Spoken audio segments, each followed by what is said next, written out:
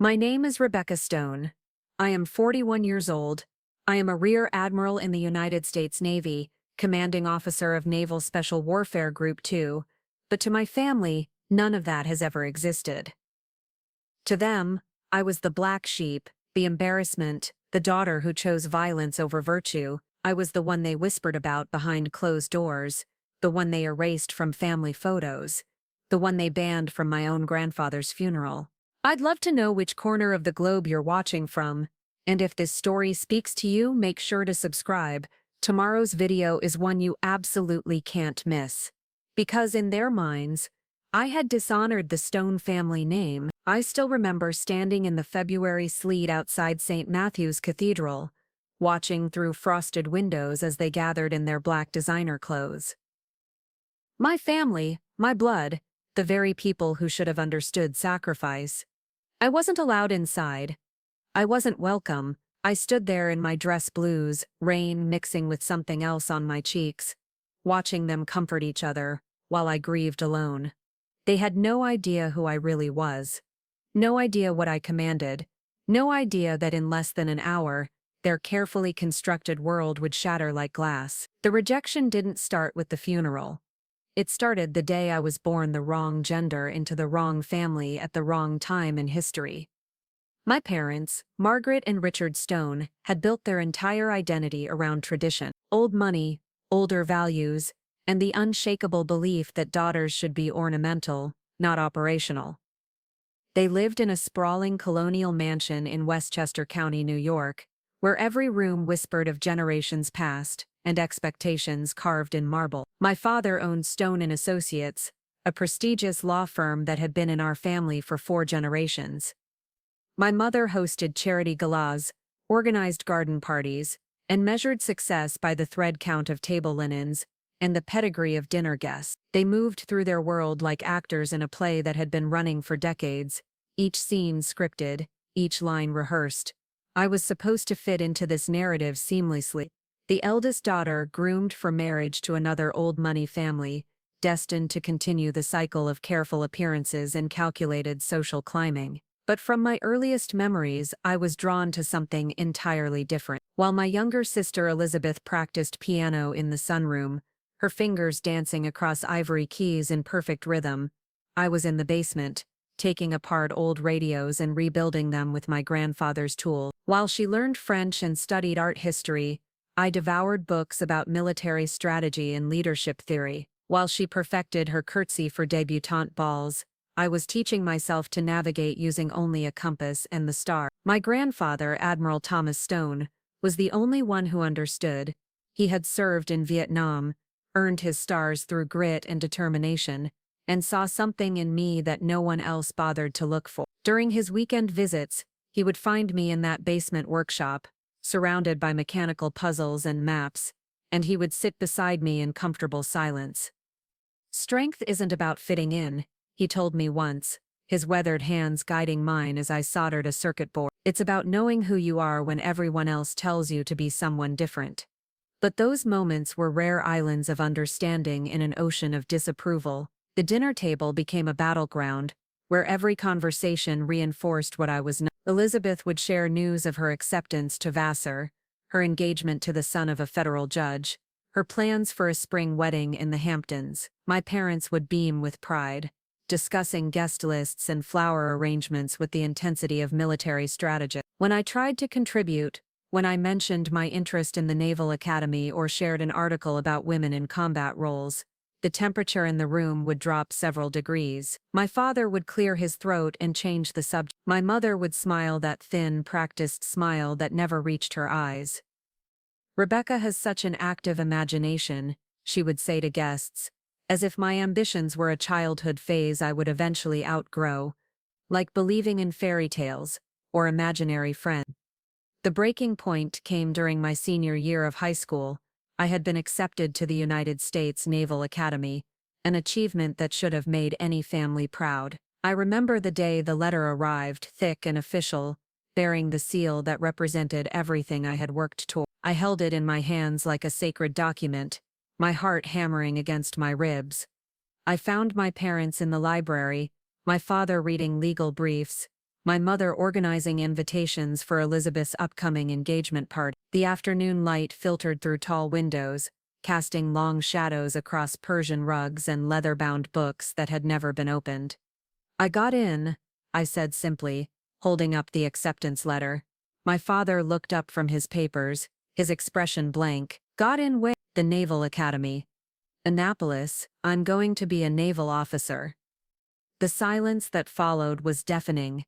My mother set down her pen with deliberate precision. My father removed his reading glasses and rubbed his temples as if I had given him a sudden headache. "Rebecca," my mother said finally, her voice carrying that particular tone she used when discussing unpleasant subjects like politics or money troubles among the help. "We've talked about this. Military service is not appropriate for young women of your social standing." "Your social standing," I corrected, feeling something hard and cold settling in my chest.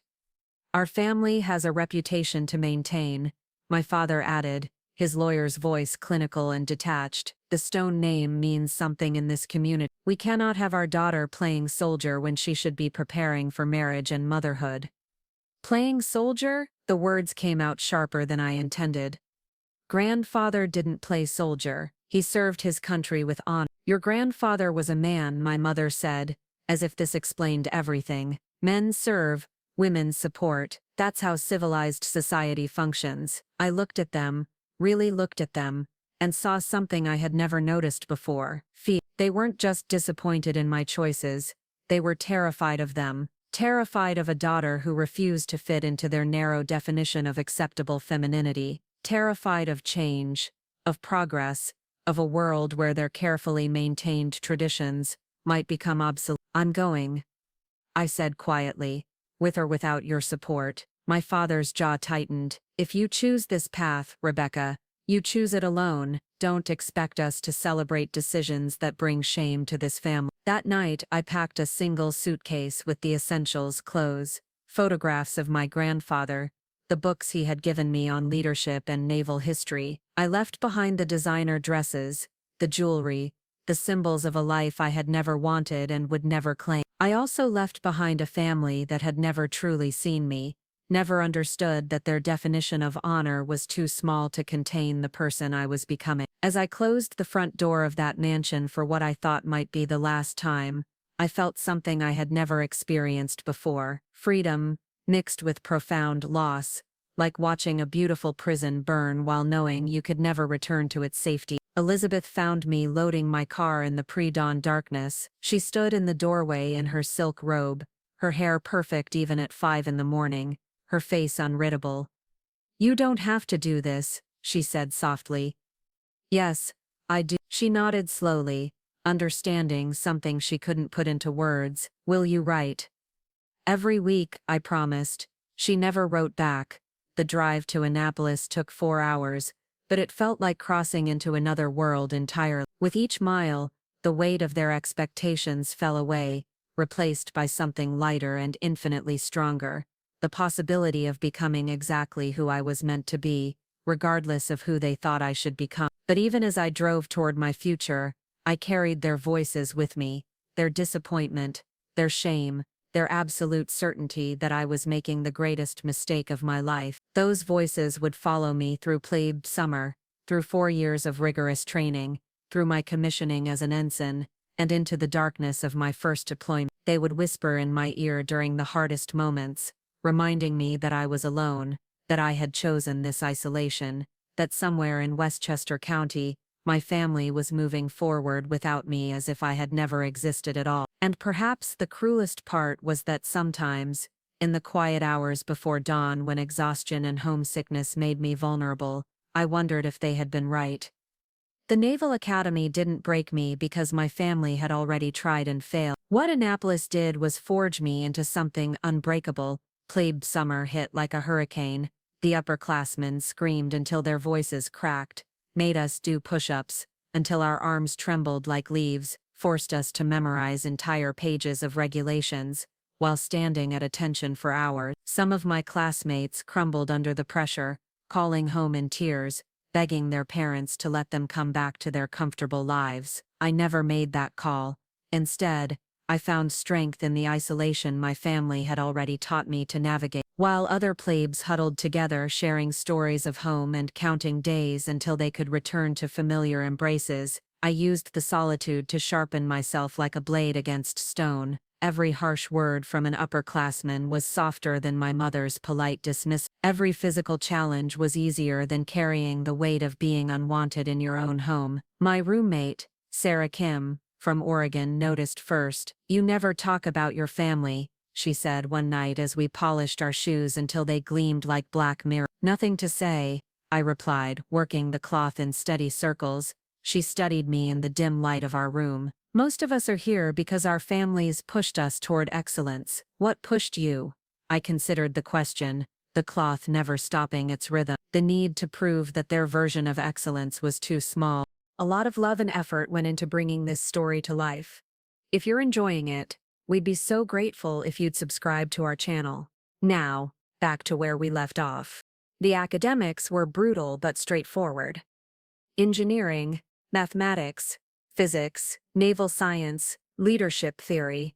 I devoured every assignment, every textbook, every supplemental reading like a starving person finally given access to food. My grades placed me in the top 5% of my class, but more importantly, I began to understand something my family never could. Excellence wasn't about meeting expectations, it was about exceeding your own limitations. The leadership training separated the pretenders from the authentic.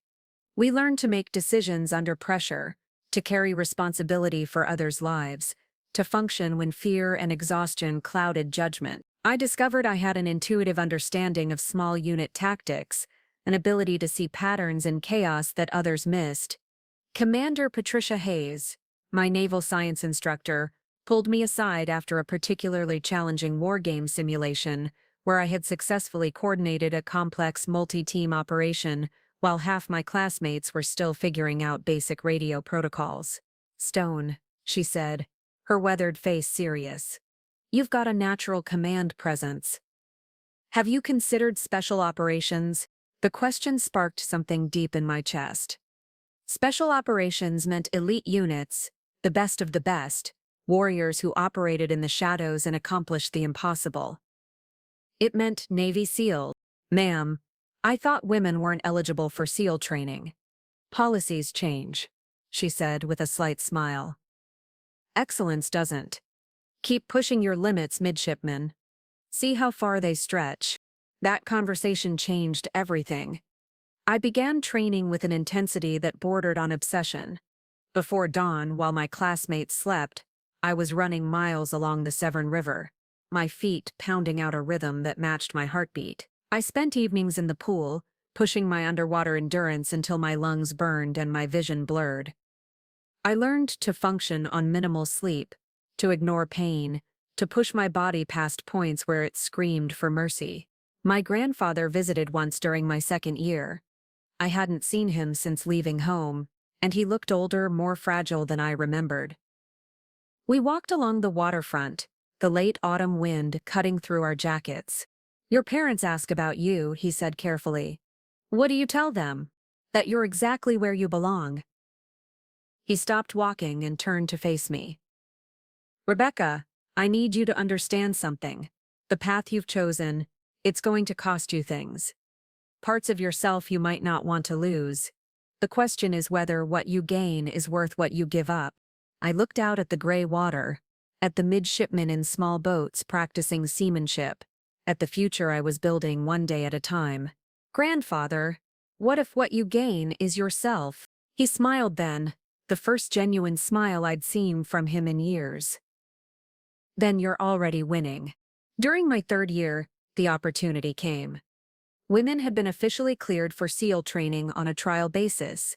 The selection process would be brutal, the dropout rate astronomical, and success would mean entering a world where I would be scrutinized, tested, and doubted more intensely than any man.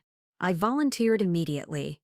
The preparation for SEAL selection consumed my final year at the academy. While my classmates worried about ship assignments and wedding plans, I trained like my life depended on it. 4 a.m. runs became 3 a.m. runs. Pool workouts extended until the lifeguards went home. I studied special operations tactics, memorized weapon specifications, learned to navigate by stars and terrain features. Sarah watched this transformation with a mixture of admiration and concern. You know you don't have anything to prove to anyone, right? I'm not trying to prove anything to anyone, I said, adjusting the weight vest I wore during evening runs. I'm trying to become who I'm supposed to be. Graduation day arrived crisp and clear. The ceremony was everything the academy promised. Pageantry, tradition, the ancient ritual of transforming civilians into naval officers. My classmates' families filled the stadium, proud parents and siblings cheering as we tossed our midshipman covers into the air and donned the gold bars of ensigns. I had invited my family, sending a formal invitation to the Westchester address with a handwritten note explaining the significance of the day. I held on to hope, foolish perhaps, that this moment might bridge the gap between us. They didn't come. I stood alone among the celebrations, watching tearful reunions and proud embraces, feeling the familiar ache of isolation that had become my constant companion. But this time, something was different. This time, I realized that their absence said nothing about my worth and everything about their limitations. Commander Hayes found me later, still in my dress blues, sitting by the water as the sun set over the Severn. Family didn't make it? She asked gently. They made their choice a long time ago. She sat beside me on the stone wall. You know what I see when I look at you, Stone. What's that, ma'am? I see someone who's going to change everything. Not because she has something to prove, but because she knows who she is and refuses to pretend otherwise. That night, I called the number Commander Hayes had given me.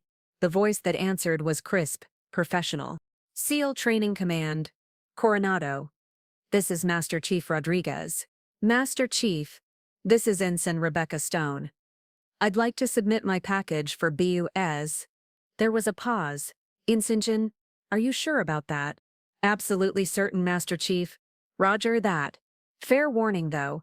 Hell Week breaks everybody eventually. I looked out at the dark water, thinking about the family that had tried to break me for 22 years and failed. Not everybody, Master Chief. Some of us were already broken and put ourselves back together stronger. 3 months later, I was standing on the beach at Coronado, surrounded by 250 men who wanted to become Navy SEALs. The instructors explained the rules with brutal simplicity. Survive 6 months of the most demanding military training in the world, or ring the bell and quit.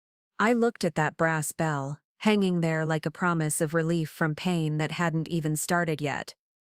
Some of my fellow candidates were already staring at it with longing. I made myself a different promise. I would never touch that bell, unless it was to ring it in celebration at graduation. Whatever came next, whatever they threw at me, I would endure. I had been training for this moment my entire life, even when I didn't know it. The first phase started at dawn, and with it, the systematic destruction of everything I thought I knew about my own limits. But I had one advantage over most of my classmates. I had already survived rejection by the people who were supposed to love me unconditionally. After that, everything else was just training. Dia Dias training began before sunrise on a Monday that would redefine my understanding of human endurance. 250 candidates stood in perfect formation on the beach at Coronado, the Pacific Ocean stretching endlessly before us, like a gray-green promise of suffering. The instructors emerged from the pre-dawn darkness like harbingers of pain.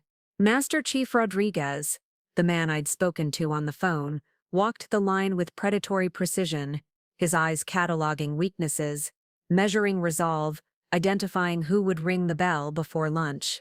Look around, he commanded, his voice cutting through the sound of waves. 80% of you will quit before Hell Week. 90% won't see graduation. The question isn't whether you're tough enough. The question is whether you want it more than you want comfort. The first evolution was deceptively simple, a 4-mile run in boots and utilities. Within the first mile, the field began to stretch.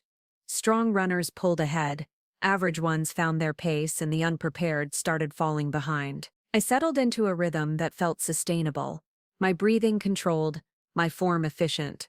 By mile 3, candidates were dropping out. Some hobbled to the side with injuries, others simply stopped running and started walking, their dreams dissolving with each labored step. The instructors followed in vehicles, their voices amplified through bullhorns. Ring the bell. End the pain. Go home to your comfortable lives. I crossed the finish line in the top 20%. Not because I was the fastest, but because I understood something the quitters didn't. This wasn't about speed. It was about refusing to stop when everything inside you screamed to quit. The pool competency training separated the swimmers from the survivors. We had to complete a 50-meter underwater swim, treading water for 5 minutes while instructors tried to simulate drowning scenarios and perform various tasks while our hands and feet were bound. During the underwater harassment evolution, Instructor Petty Officer Collins, a compact man with arms like steel cables, descended into the pool and began systematically trying to drown me. He ripped my mask off, tied my air hose in knots, spun me upside down until I lost all sense of direction. Every instinct screamed at me to surface, to breathe, to save myself. But surfacing meant failure. Failure meant ringing the bell. And ringing the bell meant admitting that my family had been right about me all along. I stayed underwater, working methodically to untangle my gear while Collins continued his assault. My lungs burned, my vision tunneled, but I forced myself to think through the problem logically. Panic was the enemy. Panic was what separated those who earned the trident from those who went home with stories about how close they came. When I finally surfaced, gear functioning and ready for the next evolution, Collins nodded with something that might have been respected. Not bad, Stone. Let's see if you can do it again. We did it again. And again. Until my fingers were numb, and my shoulders ached, and I could taste copper in my mouth from the effort of not breathing when my body demanded air. The physical training was relentless, but predictable. Push-ups until your arms gave out, then more push-ups. Sit-ups until your abs are cramped, then more sit-ups. Pull-ups until your grip failed, then they'd tape your hands to the bar and make you do more. But the real test wasn't physical, it was mental. The instructors were experts at finding psychological pressure points and applying leverage until something broke. They criticized everything: your technique, your attitude, your appearance, your very right to be there. Stone, Master Chief Rodriguez's voice cut across the grinder where we were doing calisthenics in the morning fog. What makes you think you belong here? The question hung in the air like a challenge. Other candidates had been asked similar questions and given predictable answers about serving their country or proving themselves. I considered my response carefully, knowing that honesty was often the most dangerous choice. Master Chief, I don't think I belong here. I know I do. His eyebrows rose slightly. Explain. Because belonging isn't about what other people think you deserve. It's about what you're willing to sacrifice to earn it.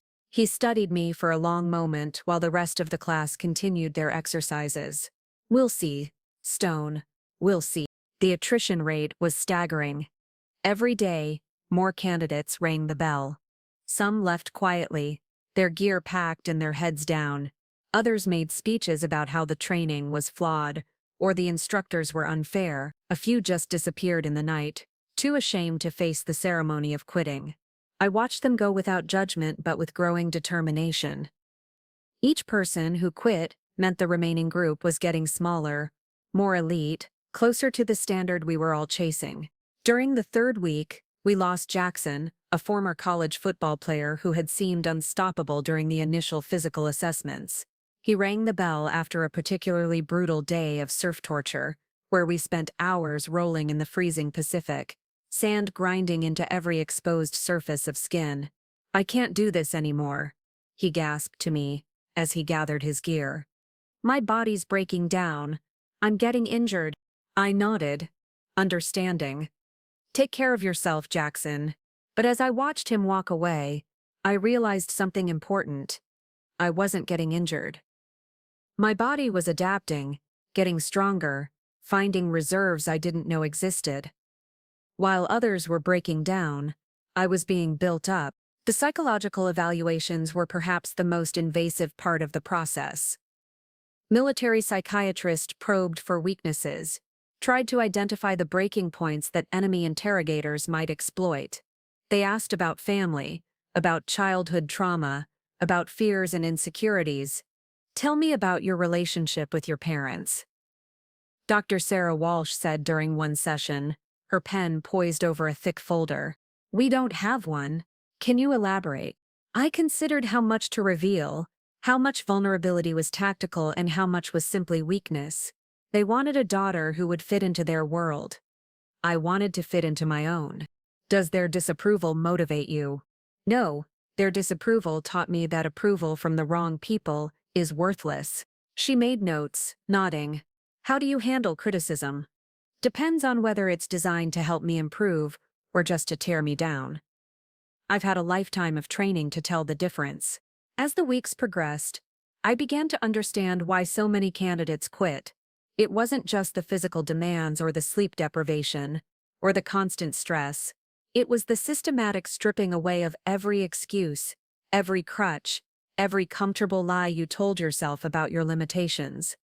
MODS forced you to confront who you really were when everything external was taken away, when you were cold, wet, exhausted, and in pain, when instructors were screaming at you and your body was failing and your mind was fracturing from stress in that moment. What remained? For many candidates, the answer was nothing. They discovered that their strength had always depended on external validation, comfortable circumstances, or the ability to quit when things got difficult. For me, the answer was different. When everything was stripped away, what remained was a core of determination that had been forged in childhood, tempered by years of rejection, and refined by the understanding that no one was coming to save me. I was going to save myself. The first phase culminated with Hell Week, 5.5 days of continuous training with a total of maybe 4 hours of sleep. It was designed to push candidates beyond their breaking point and see who would continue functioning when normal human endurance failed. As we stood on the beach that Sunday night, preparing for the beginning of the most brutal week of our lives, I looked around at the 67 candidates who remained. We had started with 250, more than half were already gone. Master Chief Rodriguez appeared in the darkness, his voice carrying easily over the sound of the surf. Gentlemen and lady, welcome to Hell Week. Some of you think you know what pain is. You're about to learn how wrong you are.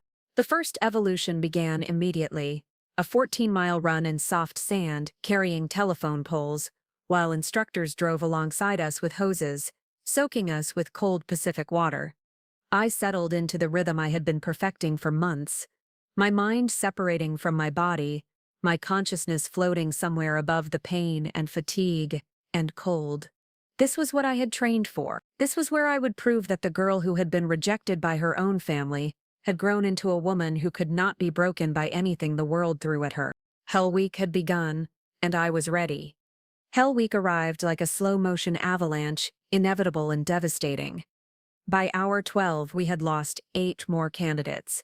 By hour 24, the number was 15. The Pacific Ocean had become our enemy, its frigid water seeping into our bones, as instructors forced us through endless surf torture sessions. I stopped feeling my feet, sometime during the second day. The combination of wet boots, sand, and constant movement had turned them into raw bleeding appendages that I acknowledged but no longer considered part of my body. Pain became background noise as constant and ignorable as the sound of waves. The hallucinations started on day 3. Sleep deprivation combined with physical exhaustion created a dreamlike state where reality bent at the edges. I saw my mother standing on the beach in her garden party dress, shaking her head in disappointment. I saw Elizabeth playing piano on a raft floating in the surf. I saw my father's law books scattered across the sand like broken promises. But I also saw my grandfather, Admiral Thomas Stone, standing tall in his dress whites, saluting me as I carried a telephone pole through the freezing foam. That vision, whether real or imagined, kept me moving when my legs wanted to collapse. The log PT evolution nearly broke me. 8 candidates had to work together to carry, lift, and maneuver a massive piece of timber while instructors screamed contradictory commands. My team included Martinez, a former Marine who never complained, Thompson, college wrestler with the grip strength of a gorilla, and Davidson, whose quiet determination reminded me of myself. Stone. Instructor Collins appeared beside our log as we struggled through burpees. "You're the weakest link here. These men are carrying you." The words hit something deep inside me, an old wound that had never fully healed. The voice of every authority figure who had ever told me I didn't belong, wasn't strong enough, wasn't good enough. For a moment, doubt crept in like poison. Then Martinez grunted beside me, sweat and seawater streaming down his face. "Don't listen, Stone. You've carried us through half of these evolutions." It was true. While my physical strength might not match the largest candidates, my mental endurance had become legendary. When others were breaking down, crying, making mistakes from exhaustion, I remained clear-headed and focused. I had become the steady heartbeat our team relied on. The surf torture that night pushed us beyond anything we had experienced. 6 hours in the Pacific, rolling in waves, while instructors used fire hoses to ensure we never got warm. Hypothermia was a constant threat. Several candidates were pulled out by medical staff, their core temperatures dangerously low. I locked my arms with Martinez and Thompson, the 3 of us forming a human chain that rode the waves together. When one of us faltered, the others held him up. When someone started to panic from the cold, we talked him through it. We had become more than a team, we were a survival unit. "Tell me about home," Thompson chattered through blue lips during a brief lull. "No home," I managed through chattering teeth. "This is home now." Martinez looked at me through the darkness. "Family? You guys are family." It was the first time I had said those words, and meant them. These men, these warriors who had chosen to suffer alongside me, who held me up when I was weak and let me carry them when they faltered. They were the family I had been searching for my entire life. By day 4, we were down to 37 candidates. The final night evolution was a 14-mile paddle in small inflatable boats, followed by a 2-mile run to the finish line. The Pacific was rough, waves tossing our boats like toys. Several teams capsized and had to be rescued. Our boat crew had gelled into something special. Martinez called the stroke, Thompson provided the power. Davidson navigated, and I kept us motivated when the paddle felt endless. We moved through the water like a machine, each stroke coordinated, each breath synchronized. "One more hour," I called out as we rounded the final point. "One more hour and we're Hell Week survivors." "Hoo-yah," the crew responded, their voices carrying across the water. We crossed the finish line in 3rd place overall, our boat sliding onto the beach as the sun painted the horizon gold and pink. I collapsed onto the sand, every muscle in my body screaming, my hands bloody from gripping the paddle, my uniform soaked with seawater and sweat. Master Chief Rodriguez appeared above me, his silhouette dark against the dawn sky. "Congratulations, Stone. You just survived Hell Week." The words took a moment to register. I had done it. I had survived the crucible that broke most people who attempted it. More importantly, I had proven something to myself that went beyond military training. I was unbreakable. The graduation ceremony from first phase was simple but profound. 31 candidates remained from the original 250. We stood in formation, battered and exhausted but triumphant, as the instructors who had tormented us for months looked on with something approaching pride.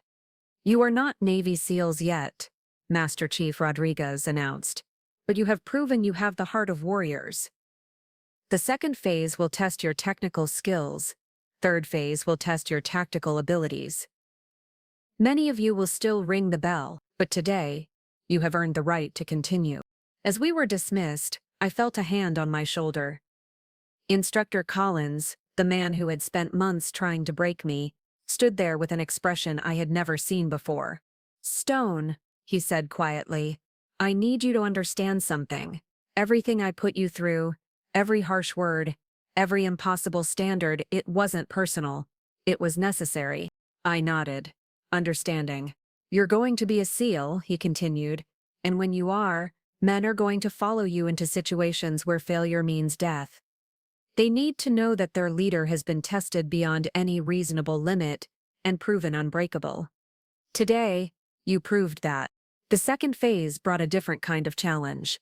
Where first phase had tested our will to endure, second phase tested our ability to master complex skills under pressure. We learned demolitions, handling enough explosives to level city blocks. We studied weapon systems, from pistols to heavy machine guns to rocket launchers. We practiced combat diving, navigating underwater obstacles while carrying full gear. The academic requirements were demanding. We had to master physics and engineering principles, memorize complex procedures, and demonstrate proficiency under stress. Several candidates who had survived Hell Week washed out during written exams or practical tests. I thrived in this environment. The analytical thinking that had frustrated my family served me well here. I could calculate blast patterns, understand ballistics, and troubleshoot equipment failures, while other candidates struggled with the technical complexity. My dive partner was Rodriguez. A different Rodriguez. Petty Officer Luis Rodriguez from Texas. He was compact, methodical, and possessed an engineer's mind for detail. We complemented each other perfectly. His technical precision balanced my tactical intuition. During one particularly challenging evolution, we had to navigate an underwater obstacle course while sharing one breathing apparatus. The exercise was designed to simulate equipment failure in a hostile environment. Teams that panicked or failed to communicate effectively would fail the evolution. Luis and I moved through the course like we had been diving together for years. We developed a rhythm, a silent communication system, an understanding that went beyond words. When my air ran low, he was already offering the regulator. When he struggled with a particularly complex knot, I guided his hands without looking. "You know what I like about you, Stone?" he said afterward, as we cleaned our gear. "What's that?" "You don't try to prove you're as good as the men. You just are." It was the highest compliment anyone had ever paid me. Third phase focused on land warfare. Tactics, marksmanship, small unit operations. We learned to move like ghost, strike like lightning, and disappear without a trace. The instructors were all combat veterans, men who had operated in the world's most dangerous places and lived to share their knowledge. During the final exercise, a week-long field training operation on San Clemente Island, our class of 26 was divided into 4 teams and given a series of increasingly complex missions. My team was tasked with infiltrating a heavily defended compound, gathering intelligence, and exfiltrating without detection. I was selected as team leader, a responsibility that both honored and terrified me. These men, proven warriors all, would be following my orders into simulated danger. Their success or failure would rest on my decision. The mission went flawlessly. We infiltrated under cover of darkness, gathered the required intelligence, and escaped without triggering a single alarm. My team moved like a single organism, each member understanding his role and executing it perfectly. As we reached the extraction point, Thompson, my Hell Week boat crewmate, grinned in the darkness. "Stone, you just led your first special operations mission." "First of many," I replied, feeling the truth of those words settled deep in my bones. 2 weeks later, 24 of us stood at attention as Admiral Rebecca Martinez pinned the golden trident on our uniforms. I was officially a Navy SEAL, one of fewer than 3,000 active warriors in the world's most elite fighting force. But even as I stood there, feeling the weight of the trident on my chest, I couldn't shake the feeling that the greatest challenges still lay ahead. My first deployment took me to the mountains of Afghanistan, where the air was thin and the enemy was everywhere. SEAL Team 6 had been tasked with hunting high-value targets in the Hindu Kush, a mission that required weeks of patience, precision, and the kind of violence that left permanent marks on your soul. I was the new guy, the untested operator, the woman who had to prove herself all over again, in an environment where mistakes meant body bags. My team leader, Senior Chief Marcus Webb, was a legend in the SEAL community. 15 years of combat operations, more confirmed kills than anyone wanted to count, and a reputation for bringing his people home alive. "Stone," he said during our first briefing, his gray eyes studying me like I was a puzzle he couldn't quite solve. "I don't care what you proved in training, out here. The only thing that matters is whether you can pull the trigger when it counts, and whether your teammates trust you to watch their backs." The trust came slowly, earned through 100 small moments. The first time I carried a wounded Afghan interpreter 2 miles through hostile territory while taking sporadic fire. The night I stayed awake for 18 hours straight on Overwatch, my rifle scope tracking every shadow in a valley where insurgents moved like ghosts. The morning I talked a terrified village elder into revealing the location of an IED factory, using a combination of patience and cultural understanding that my teammates lacked. By month 3, I wasn't the new guy anymore. I was Stone, the operator who never missed her shot, who could read terrain like a map, who somehow always knew which direction the enemy would come from. My call sign became Prophet after I correctly predicted 3 separate ambush attempts, saving my team from walking into carefully laid traps. The mission that changed everything happened on a moonless night in October. Intelligence had located Hamid Zarif, a bomb maker responsible for 17 IED attacks that had killed dozens of American soldiers. He was hiding in a compound deep in Taliban territory, protected by at least 30 fighters and a network of caves that had sheltered insurgents for decades. "This is a kill or capture," Senior Chief Webb briefed us in the cramped operations tent. "Zarif has too much American blood on his hands to walk away from this. We go in quietly, fast, and professionally." The helicopter insertion went perfectly. 4 SEALs, Webb, Rodriguez, Chen, and myself, fast-roped into a landing zone 3 miles from the target, our movement covered by the darkness and the distant sound of other aircraft conducting deception flights. We moved through the mountains like hunting wolves, each step calculated, each pause purposeful. My night vision equipment turned the landscape into a green-tinted world of shadows and opportunities. We were ghosts seeking a monster, and I had never felt more alive. The compound appeared exactly as the intelligence photos had shown, a cluster of mud brick buildings surrounded by high walls, with sentries positioned at predictable intervals. We spent 2 hours in reconnaissance, mapping patrol patterns, identifying weak points, and planning our approach. "Stone, you take over watch on the ridgeline," Webb whispered through our comms. "Chen and Rodriguez, with me on the assault. If this goes loud, you keep the bad guys off our backs." I moved into position 800 meters from the target, my sniper rifle already zeroed for the distance. Through my scope I could see everything. My teammates moving like shadows toward the compound walls, the sentries smoking cigarettes and checking their phones. The faint glow of lights in the building where Zarif was supposedly sleeping. The breach was textbook perfect. My teammates slipped over the wall, neutralized 2 guards with suppressed weapons, and disappeared into the main building. For 20 minutes, silence. Then Webb's voice crackled through my earpiece. "Prophet, we've got Zarif, package secured." Moving to extract, that's when everything went wrong. The explosion came from inside the compound, a massive blast that lit up the night and sent debris flying in all directions. Through my scope, I watched in horror as the building my teammates had entered collapsed in on itself. Secondary explosions followed. Zarif had booby-trapped his hideout, turning it into a tomb for anyone who came hunting him. "Webb, respond." I called into my radio. "Rodriguez, Chen, anybody." Silence. The compound was swarming with insurgents now, dozens of fighters emerging from hidden positions to investigate the explosion. I had 2 choices: follow protocol and call for extraction, or abandon my position and attempt a rescue that would probably get us all killed. I was already moving before I made the conscious decision. The next hour became a blur of violence and desperation. I fought my way through the compound using stealth, speed, and the kind of controlled aggression that SEAL training had burned into my muscle memory. 3 insurgents died to my knife before they knew I was there. 2 more fell to suppressed gunfire as I worked my way toward the collapsed building. I found Rodriguez first, pinned under a concrete beam with both legs broken. He was conscious but fading fast from blood loss. "Stone," he gasped. "The others are deeper in. Building's unstable.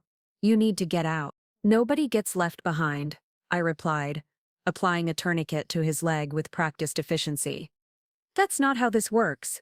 I pulled him free and carried him to a secure position before going back for the others. Chan was unconscious but breathing, trapped in a pocket of space created by fallen timber. It took me 30 minutes to dig him out while insurgents searched the rubble around us. Webb was the hardest to reach. He was buried deepest, his body broken but his eyes still alert when I finally reached him.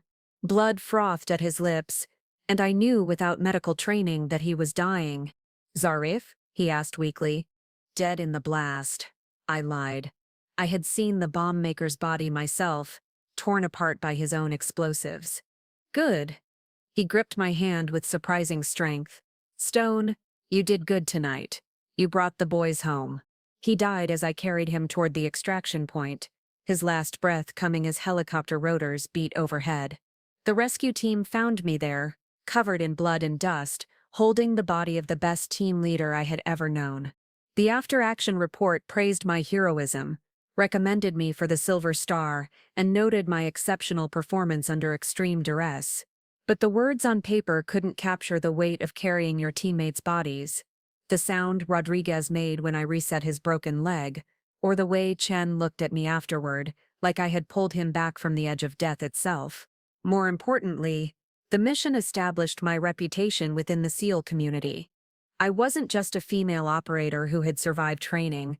I was a warrior who had proven herself in the crucible of combat. When other teams needed someone they could trust with their lives, my name was mentioned in the same breath as legends. But success in the military came with a price that had nothing to do with enemy bullets. The letters from home stopped coming. Not that there had been many to begin with. My grandfather had passed away 6 months into my deployment, and I learned about it through a Red Cross message, not a phone call from family. The funeral had been held without me, my final chance to say goodbye buried beneath operational security and the demands of war. When I tried calling home during a brief leave, my mother's voice was ice cold. "Rebecca, I don't know why you're calling. You made your choice years ago." "My grandfather died," I said simply. "Yes, he did. And you weren't here for him. Just like you've never been here for any of us." The line went dead before I could explain that I had been 8,000 miles away, hunting the kind of men who would kill her in her sleep without a second thought. Before I could tell her that every mission I completed made the world a little safer for people like her. People who slept peacefully in their comfortable beds, while warriors stood watch in distant mountains. But perhaps that was the point. Perhaps she didn't want to understand. Perhaps it was easier to judge my absence than to comprehend my sacrifice. I completed 3 more deployments over the next 4 years, each one building my reputation and my rank. I was promoted to lieutenant, then lieutenant commander, leading teams of my own into the kind of darkness most people couldn't imagine. I saved lives, took lives, and carried the weight of both with equal measure. My teams trusted me completely because I had proven that I would move heaven and earth to bring them home. Other operators requested transfers to serve under my command, because they knew that following me meant coming back alive. The SEAL community, the brotherhood I had bled to join, embraced me fully. But the family I had been born into remained as distant as ever, their silence a constant reminder that some bridges, once burned, could never be rebuilt. Or so I thought. The phone call that changed everything came on a Tuesday morning in November. I was at Naval Special Warfare Command in Coronado, reviewing intelligence reports for an upcoming deployment, when my executive officer knocked on my door. "Ma'am, you have an urgent call on line 2. It's about your family." I picked up the phone with a sense of dread that had nothing to do with enemy contact reports. "Commander Stone, this is Detective Patricia Mills with the Westchester County Police Department. I'm calling about your grandfather's estate." Detective Mills' voice carried the weight of uncomfortable truths. "Commander Stone, I need to inform you about some irregularities we've discovered regarding your grandfather's estate. There's evidence of financial fraud, and your family has filed complaints claiming you've been harassing them about inheritance matters." The words hit me like a physical blow. Detective, I haven't spoken to my family in over 2 years. I didn't even know my grandfather had died until 6 months after the funeral. A long pause. Commander, according to the documentation we've reviewed, you were listed as the primary beneficiary of Admiral Thomas Stone's estate. However, your family has been managing these assets since his death, claiming power of attorney based on your military absence. The theft was systematic and thorough. Over the course of 8 months, my parents and sister had liquidated my grandfather's investments, sold his property, and transferred nearly $2 million into their personal accounts. They had forged my signature on legal documents, claiming I had given them authority to manage the estate while I was deployed. But they had made one crucial mistake. They had underestimated exactly who I had become.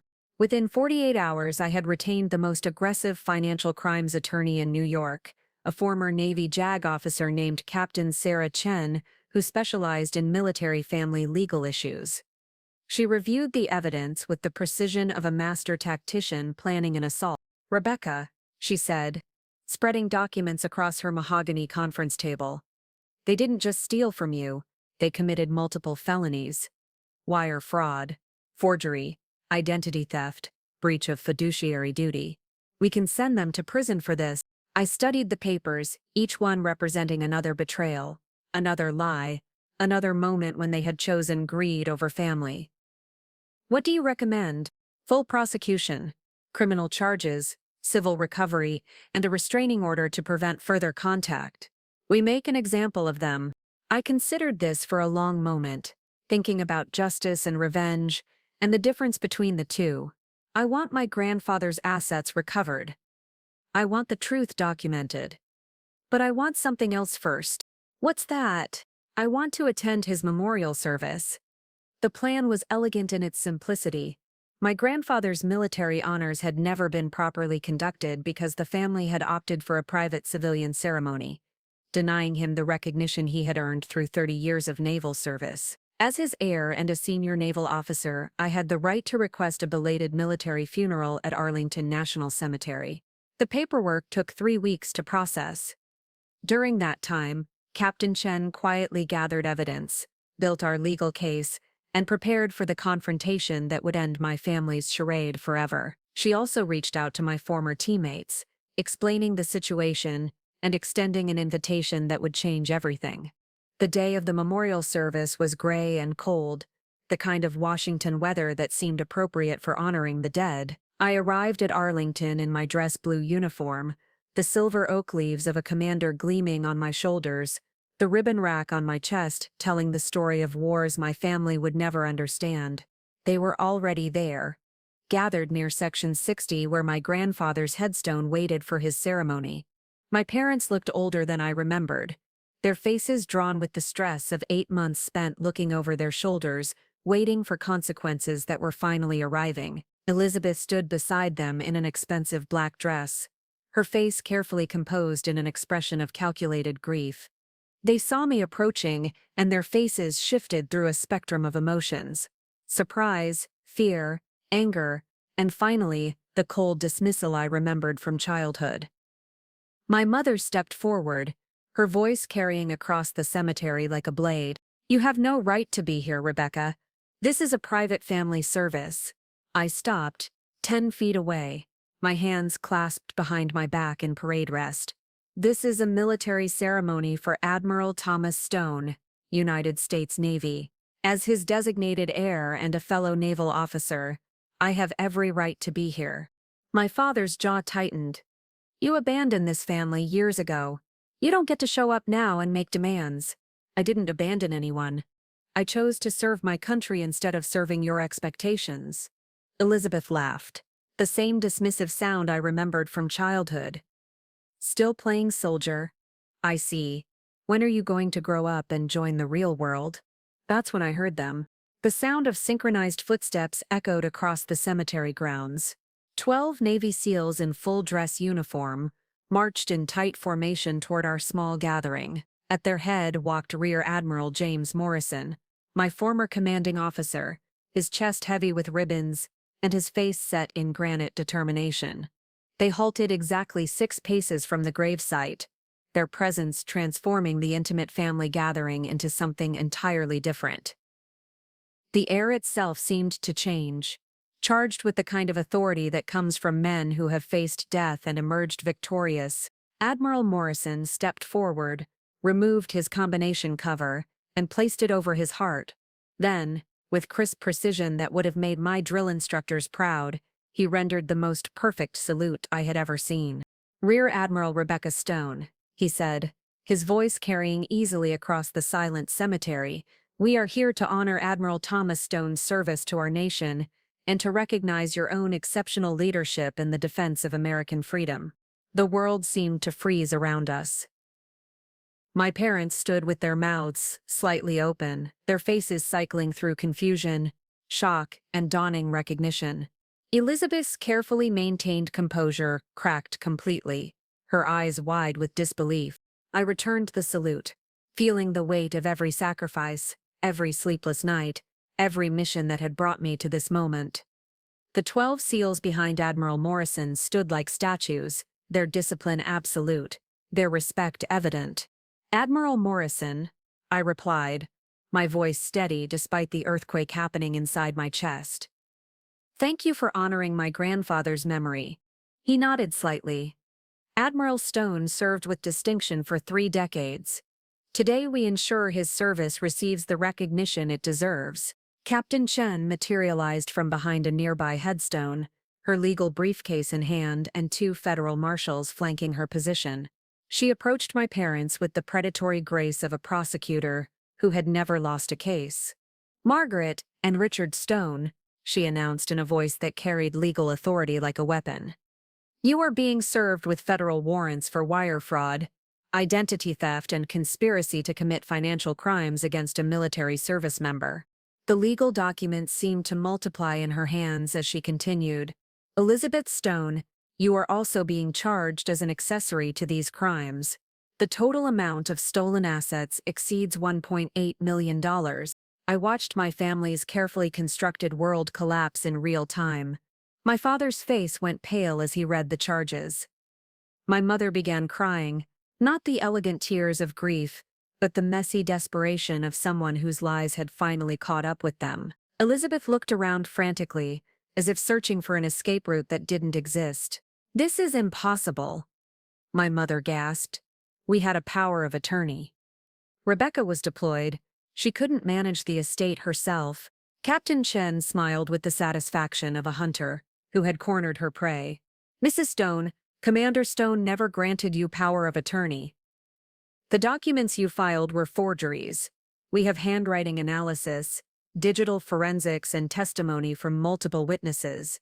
The memorial service proceeded with military precision.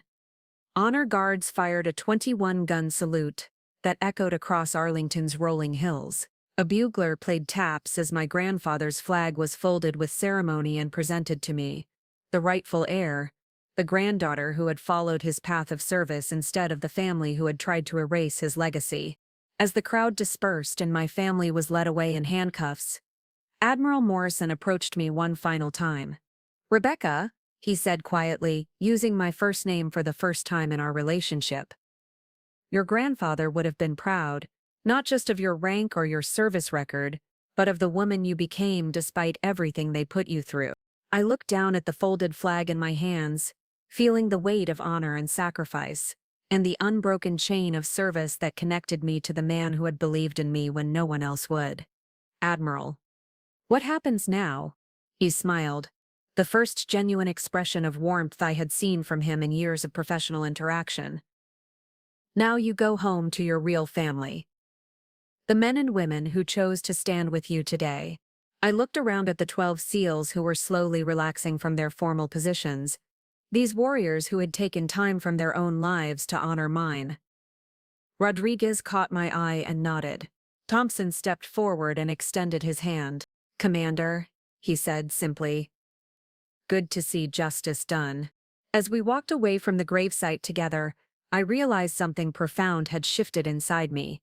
For 30 years I had carried the weight of my family's rejection, the ache of being unwanted by the people who should have loved me unconditionally. But standing there among warriors who had chosen to honor me, Surrounded by the kind of loyalty that could only be earned through shared sacrifice, I understood that I had been looking for family in the wrong place all along. My grandfather had known this truth. That's why he had left everything to me. Why he had trusted that someday I would find my way to this moment. Not because blood made us family, but because honor did. Because service did. Because choosing to stand together when the world tried to tear you apart created bonds stronger than genetics could ever provide. 6 months later, my parents were sentenced to federal prison.